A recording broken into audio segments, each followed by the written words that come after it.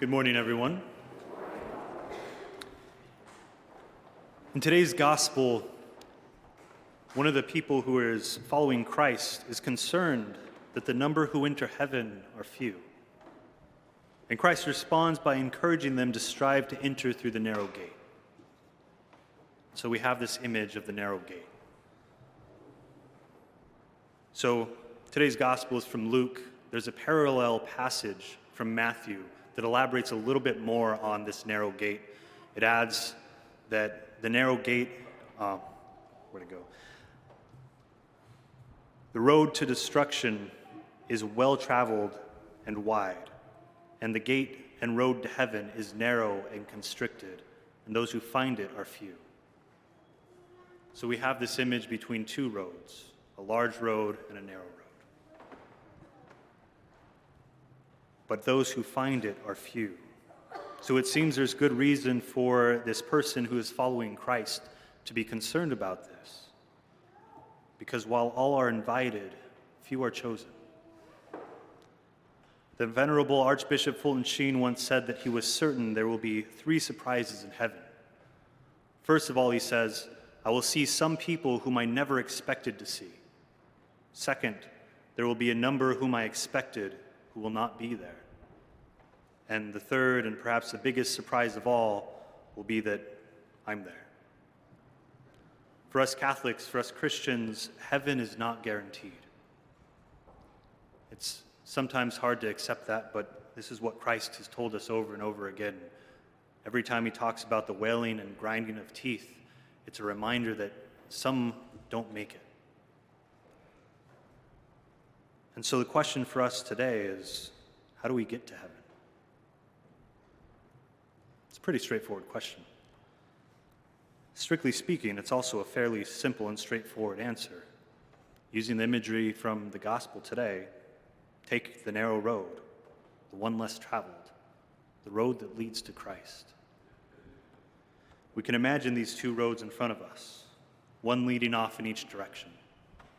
One is well-worn and wide, has many people going down it, and you can tell that it's just really well-traveled. This is the road that follows the whims of the world.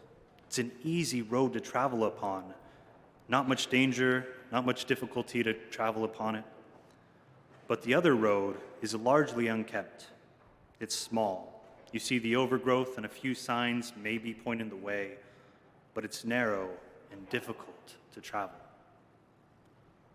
When contemplating which road to take, it's important to reflect on a few things. The road that is well-traveled is boring. Think of the multi-line highways here in LA, probably some of the most well-worn roads in the world. Think about how boring it is to sit in traffic for hours on end.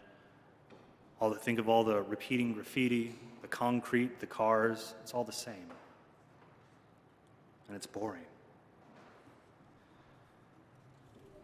And if this is a metaphor for sin and destruction, this well-traveled, broad road, how boring must sin be? Where's the romance? Where's the adventure, the beauty, the splendor? Sin has none. But think also about the small dirt path that winds through the mountains and orchards and great plains. Think of the beautiful vistas, the sunrise as it peaks above the mountains, the late Sunday evenings where the sun sets as you walk along the small path next to the river. Think of the adventures to be had, far away from the broad highways. Think of the fascinating and infinitely different lives of the saints who have gone before us, taking the road less traveled. These things aren't boring. They are beautiful and wonderful. But they also require effort. And even though this is difficult, this effort is well worth it and has been proven time and time again by all the saints that currently stand before God praising him and stand here with us now praising him as we approach the Holy of Holies, the sacrifice of the Mass. This is where true romance and true adventure starts and ends, here at the altar of the Lord. My brothers and sisters, to end I leave you with a gem that myself and perhaps many of you discovered in middle school or some point of your studies. It's The Road Not Taken by Robert Frost. Hopefully some of you remember that. And while I can't imagine any of us saw the beauty of it in middle school, I hope that hearing it read next to today's gospel allows for both to be equally illuminated a bit more. Two roads diverged in a yellow wood, and sorry I could not travel both and be one traveler.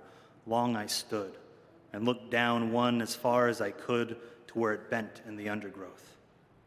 Then took the other, as just as fair, and having perhaps the better claim because it was grassy and wanted wear. Though as for that, the passing there had worn them really about the same. And both that morning equally lay in leaves no step had trodden black. Oh, I kept the first for another day. Yet knowing how way leads upon way, I doubted if I ever should come back. I shall be telling this with a sigh somewhere ages and ages hence. Two roads diverged in a wood, and I took the one less traveled by, and that has made all the difference.